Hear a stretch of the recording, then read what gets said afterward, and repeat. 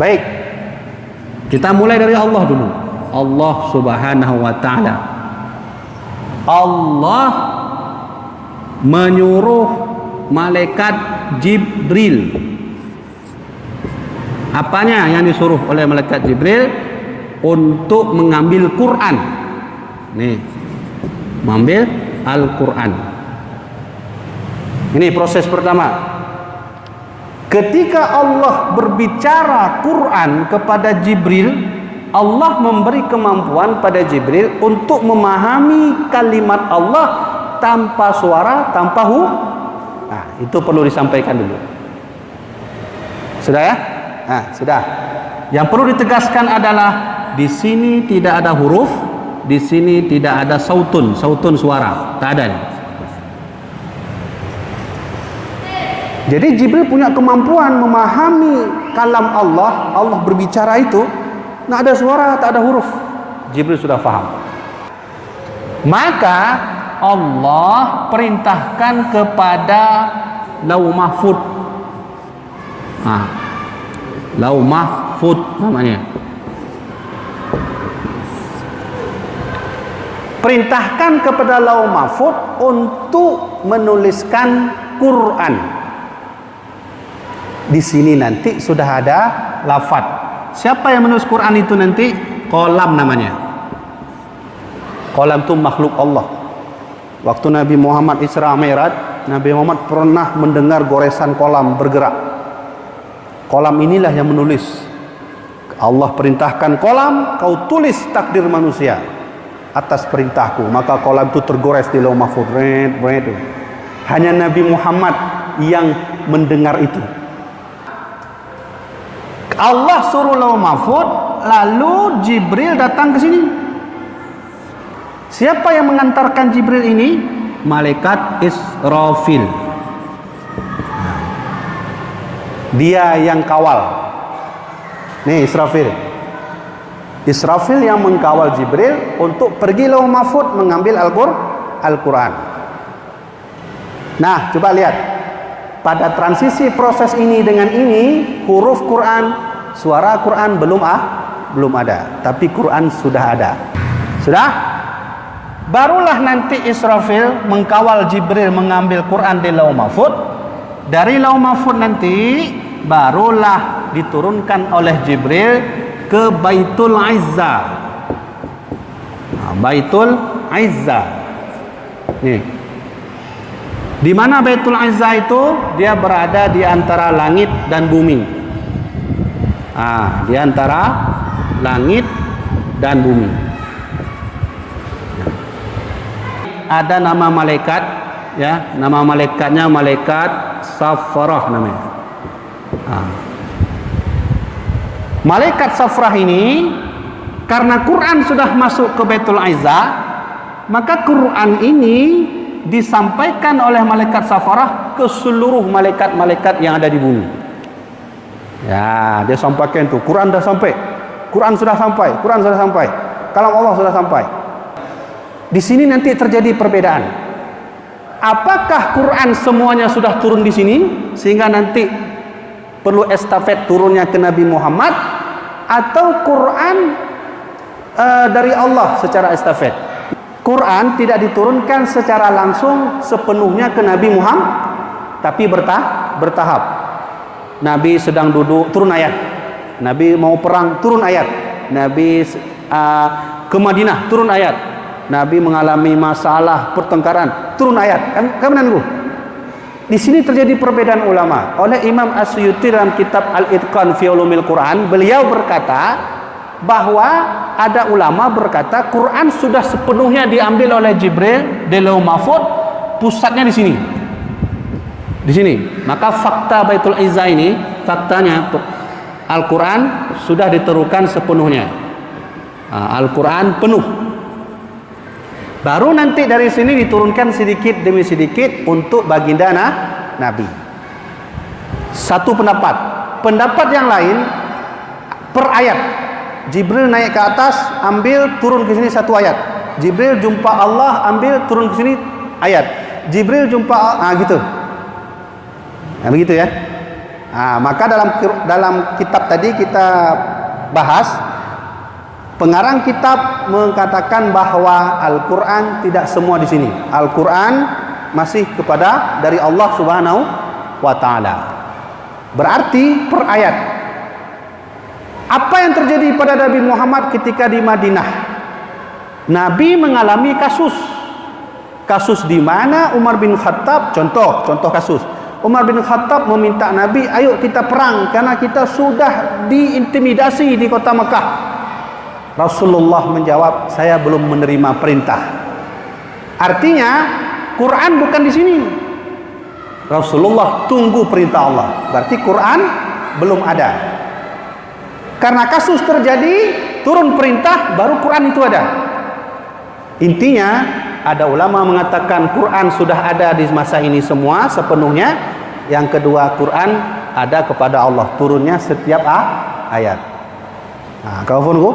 Riwayat ini nanti baca dalam kitab Al-Itqan fi Ulumil Quran.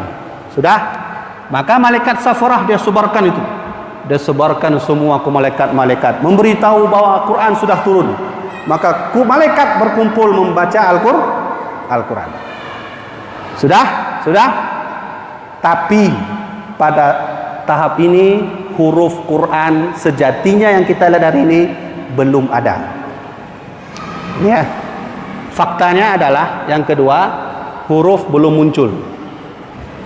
Hurufnya alif, ba, ta, tha, tha, jim, ha, itu belum ada. Ya, belum ada. Tapi bahasa sudah kemudian bahasa kana, tapi huruf belum ada. Makanya Mu'tazilah ketika berkata Quran itu makhluk, bisa kita bantah dengan kalimat ini. Kok kamu katakan Quran makhluk? Apa sebab? Quran karena dia ada huruf. Huruf itu sebelum ada Nabi Muhammad belum ada. Apakah sebelum ada Nabi Muhammad huruf itu belum ada, tidak disebut Quran? Ini pertanyaan besar. Ini proses ini perlu. Ini Quran sudah ada walaupun belum ada yang paling lumpegah Pak Adon kan? Maka dari Baitul Izzah barulah diturunkan nanti ke Nabi Muhammad sallallahu alaihi wasallam. Nah, bagaimana cara turunnya ke Nabi Muhammad? Ya, tentu dengan bertahap. Ya, turunnya dengan bertahap. Bertahap ini banyak. Kadang-kadang Nabi sedang duduk di rumah, turun ayat. Kadang-kadang Nabi sedang tidur dengan Aisyah, turun ayat. Kadang-kadang Nabi sedang sampai ke Madinah, turun ayat. Sesuai kasus. Nah, nanti oleh para ahli tafsir, kondisi yang Nabi seperti ini, kalau Nabi terima ayat waktu malam disebut ayat layali. Kalau Nabi terima ayat di waktu siang disebut ayatnya nahari. Kalau Nabi posisi sedang hijrah menuju ke Madinah disebut makki. Kalau Nabi sudah sampai ke Madinah disebut ayat madani. Kalau Nabi berada di Mekah disebut makki. Kalau Nabi dari Madinah menuju ke Mekah disebut madani. Macam-macamnya. Itu nanti ilmu Quran. Ya, sudah. Setelah Nabi menerima wahyu, pertanyaannya, apakah huruf sudah ada? Awal kenabian kerasulan Nabi, wahyu huruf belum ada. Pada pertengahan kerasulan Rasul sampai akhir wafat beliau barulah terciptanya huruf. Siapa saja nanti yang menulis huruf? Di antaranya adalah Zaid bin Thabit. Nah, itu ketua tim penulis Quran. Siapa namanya? Zaid bin Thabit, sahabat paling berjasa menulis Al-Quran. Karena masa Nabi Muhammad le sahabat yang galam jub menulis, yang galam jub baca. Nah, barulah nanti di situ terjadi yang namanya huruf. Ya, gitu kan? Nah, ini ada huruf. Siapa yang tulis? Zaid bin Sabit. Nah, siapa lagi Tengku yang menulis Quran? Abu Hurairah. Abu Hurairah. Yang Abu Hurairahnya ajudan Nabi, nyan ho mentang Nabi tetapnya kau nyan. Ya. Maka nanti terkenal ada sabda Nabi, "Uktubu anni minal Quran." Kata Nabi, kamu duduk semua yang pandai menulis. Maka semua sahabat datang yang pandai menulis. Zaid bin Sabit, Utsman bin Affan, Umar bin Khattab, Abu Bakar duduk. Baru Nabi melantunkan Quran dengan kalimat beliau, "Uktubu anni minal Quran." Kau tulis Quran, tulis. Ya, "Wa man kataba anni syai'an illa al-Quran falyamhu." Kata Nabi, siapa saja yang menulis bukan dari Quran, hapus, hapus. Nah, ini nanti terjadi penulisan Quran. Di sini baru hadir huruf. Proses dari sini ke sini, huruf belum ada. Yang baru ada apa? Bahasa. Bahasanya gimana? Wallahu alam, kiban Mbak Jibril. Nah, ini dia. Belum ada ini. Sudah. Nah, nanti kita akan tahu Abu Hurairah. Nabi waktu sampaikan wahyu, Nabi sampaikan ini ayat ini kejadiannya begini. Ya benar? Waktu Nabi baca ayat, misalnya ayat apa misalnya, Nabi bilang, ini ayat ini kondisinya waktu itu saya begini. Ada sahabat Nabi tulis. Apa yang Nabi bilang tadi? Quran dia tulis, hadis dia tulis. Tadi perintah Nabi apa? Jangan tulis selain Al-Qur'an. Tapi ada sahabat yang tulis. Misalnya tulis Quran. Misalnya Quran ya, Iqra. Nah, Iqra bismi rabbikal ladzi khalaq. Nah, bismi rabbikal ladzi khalaq. Nanti tulis ini, misalnya ada apa penjelasan Nabi, tulis. Nah, di sini tulis. Nah, di sini. Siapakah sahabat yang berani menulis itu padahal Nabi sudah melarangnya? Salah satunya Abu Hurairah. Maka Abu Hurairah berada pada urutan tertinggi sahabat yang paling banyak menghafal hadis Nabi. Sudah. Nah, setelah Rasulullah tiada, maka proses penurunan Quran itu nanti barulah terjadi pada masa sahabat. Oke, kita bagi menjadi 4. Bagaimana para masa sahabat? Masa Abu Bakar. Nah, masa Abu Bakar. Masa Umar. Masa Utsman. Ya, masa Ali. Masa Umar bin Abdul Aziz. Ya, Umar bin Abdul Aziz. Coba, Quran di masa Nabi huruf sudah ada. Sekarang kita bahas Quran pada masa 5 sahabat ini. Kenapa 5 sahabat? Karena inilah orang yang menjadi pengganti tunggal Rasulullah atau Khalifatur Rasyidin. Tengku, kenapa ada Umar bin Abdul Aziz? Beliau ini juga Khalifatur Rasyidin sebenarnya, tapi ittifaq ulama cepat 4. Abu Bakar, Umar, Utsman, Ali. Baik.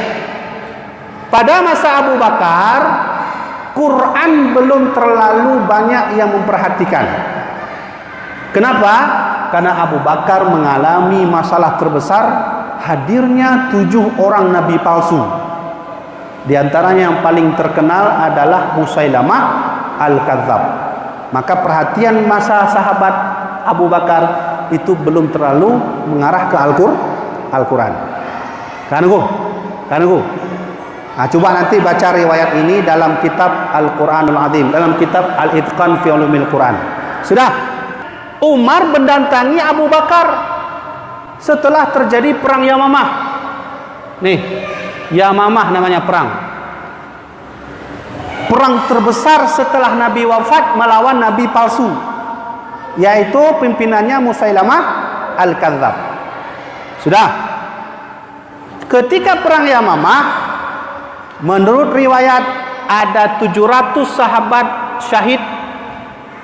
Riwayat lain ada 70 sahabat yang syahid. Maka Umar bin Khattab datang kepada Abu Bakar memberi laporan, wahai Abu Bakar, ini kalimat Umar, inni qad khasyitu an ayah lakal Quran. Aku takut suatu saat nanti ketika tak ada lagi sahabat-sahabat ini, banyak wafat, aku takut satu hari nanti Quran menjadi tiada, Quran menghilang. Nah, itu kalimat Umar tuh. Kalimat Umar yang saya baca dalam kitab Al-Muqni karya Abu Amran Ad-Dani, itu orang ahli Quran di dunia. Padahal tadi proses masa Nabi, Quran sudah ditulis. Apa bedanya? Quran pada masa Nabi masih ditulis di atas pelepah kurma. Nih, Quran masa Nabi masih di atas batu, masih di atas kulit unta, masih di atas pelepah kurma. Jadi terbayangkan Quran masa Nabi lagi kan, golong. Itu panjang perjuangannya itu. Quran masa Nabi masih di atas batu. Jadi orang kena baca Quran cok betul aku pudu baca kabeh ayat pindah betul cok betul lah.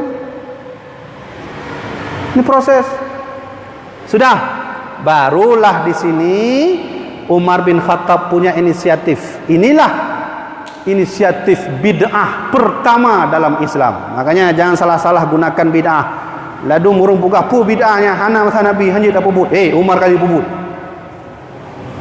Inisiatif bukan dari Rasulullah, tidak bermimpi Nabi, beliau duduk berijtihad, beliau buka pertama sekali ide kumpulkan Quran. Ayo kita lihat apa jawaban Umar bin Khattab. Nih, jawaban jawaban Abu Bakar. Ketika Umar datang, beliau berkata, inni qad khasyitu ayah lakal Quran. Aku takut suatu hari nanti Quran menghilang. Uktub ya Abu Bakar, tolong tulis. Kata Abu Bakar apa? Apa kata Abu Bakar? Kaifa nasna'u bi syai'in wa lam ya'hud bi amri Rasulillah. Bagaimana kita menulis sesuatu yang Nabi tidak suruh? Apa kata Abu Bakar? Sama artinya bid'ah. Nah, nunggu.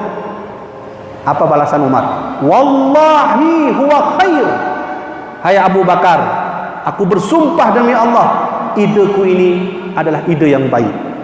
Apa kata Abu Bakar? Lantas apa Abu Bakar bilang? Jangan, bid'ah, kafir, neraka, begitu? Enggak. Abu Bakar masuk ke dalam minta izin salat istikharah. Beliau salat, Allahu Akbar, minta petunjuk. Allah beri petunjuk. Tulis Quran. Panjang penjelasan ini. Setelah tulis Quran, maka disitulah setuju Abu Bakar. Kumpulkan semua ahli-ahli penulis. Nanti hadir lagi Zaid bin Thabit. Maka Abu Bakar menyuruh Zaid bin Thabit, tolong ketuai organisasi penulisan Quran. Ini dia. Ini beliau berjasa sekali. Tulis Umar. Umar datang ke Zaid bin Thabit, dua-duanya datang ke Zaid bin Thabit. Dia bilang, Zaid, tolong tulis Al-Quran. Apa kata Zaid? Kaifa tasna'u bi syai'in wa lam ya'mur bi ahdi Rasulillah. Apa yang telah kau perbuat yang tidak disuruh Nabi? Nah, bid'ah lagi. Lalu apa sikap Zaid? Beliau istikharah. Barulah tulis Quran. Selesai tulis Quran, tercetaklah Quran 6 buah. Nandang galon, Quran jamun. Nih, setebal ini. Dari sini sampai ke Quran dulu kalau mau baca, buka. Buka. Kalau kita enak buka. Ini enggak, buka. Setebal ini Quran, dibuat 6 cetakan. Satu cetakan kirim ke Madinah, kirim ke Kufah, kemudian kirim ke istri Rasulullah. Masuklah Utsman bin Affan. Pada masa Quran terjadi Utsman bin Affan di sini terjadi polemik. Kenapa? Utsman menyuruh salah seorang panglima, seorang jenderal Islam bernama Huzaifah Al-Yamani. untuk pergi menyebarkan Islam ke daerah Iran, Armenia, Azerbaijan. Di pertengahan jalan terjadi dua kubu. Kubu yang sebelah sana baca ayat Bismillahirrahmanirrahim. Qul huwallahu ahad, Allahu samad, lam yalid wa lam yulad wa lam yakul lahu kufuwan ahad. Yang Nabi baca gimana? Kufuwan ahad. Di sana baca kufuwan ahad. Dibalas sebelah sana. Bahkan baca kufuwan ahad. Lalu baca lagi sebelah sana Bismillahirrahmanirrahim. Ihdinas siratal mustaqim, siratal ladzina an'amta 'alaihim ghairil maghdubi 'alaihim waladdallin. Nah, nyampe keun sesatnya nya riwayat dari Nabi. Kan sesat imam. Baca ayat Allah. Enggak salah, itu dari Nabi itu. Di sebelah sana, ihdinas siratal mustaqim, siratal ladzina an'amta 'alaihim ghairil maghdubi 'alaihim waladdallin. Muncul lagi sebelah sana. Alhamdulillahirabbil alamin arrahmanir rahim. Ihdinas siratal mustaqim. Nah. Sebelah sana, ihdinas siratal mustaqim. Terjadilah khilafiyah. Sampai nanti antara dua kelompok ini hampir berseteru. Maka Huzaifah pulang ke Madinah, lapor ke Utsman, kami tak jadi ke Armenia, ke Azerbaijan, kami terjadi perseteruan. Bagaimana caranya? Kalau begitu suruh pulang pasukan. Pulang ke Madinah, barulah Utsman menulis Quran lagi. Dipanggillah lagi Zaid bin Thabit. Apa yang ditulis oleh Utsman? Karena sudah ditulis oleh Abu Bakar. Di sini proses penulisan bacaannya. Di sini proses penulisan Quran mengumpulkannya. Beda kan? Penulisan masa dua sahabat ini pengumpulan. Penulisan masa ini adalah bacaan. Maka nanti kita akan lihat dalam Quran ada kalimat ini kan? Ana boleh baca panjang? Tak boleh kan? Tak boleh. Kenapa? Nah, yang bulat lagi yang dia tu. Kan aku? Ni kan? Nah, ini adalah kaidah Utsman bin Affan. Yang ini nanti kita sebut dengan mushaf Utsmani. Nah, ini dia. Ini yang kita pakai mushaf Utsmani. Sudah. Sedikit lagi. Ali bin Abi Thalib tidak terjadi apa-apa. Karena Ali sudah mulai sibuk menyebarkan Islam. Islam sudah sampai ke Cina, sudah sampai Persia, sudah sampai ke arah Romawi, Yunani, dan seterusnya. Dan beliau juga mengalami kasus perpecahan umat. Terjadi perang Jamal, terjadi perang Siffin, dan seterusnya. Nah, setelah itu barulah terjadi kembali masa Umar bin Abdul Aziz atau Muawiyah bin Abi Sufyan. Nah, ini dari sinilah nanti kita akan tahu peletakan titik pertama dalam Quran, harakat fathah, kasrah, dhammah, dhammatain, kasratain, dan seterusnya.